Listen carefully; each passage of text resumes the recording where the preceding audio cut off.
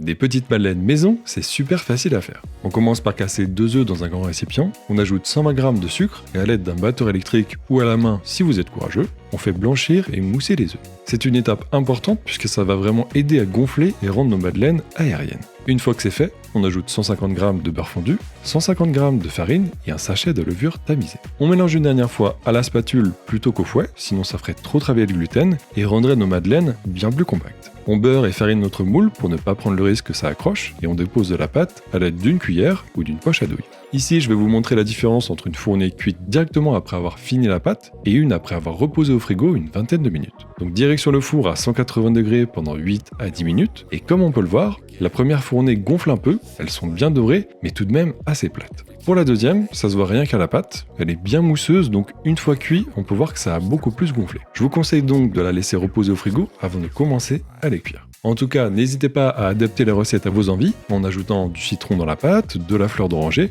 ou même des pépites de chocolat. Si la recette vous a plu ou si vous la refaites, n'hésitez pas à me le dire dans les commentaires et à vous abonner pour me soutenir. Régalez-vous bien et bon appétit!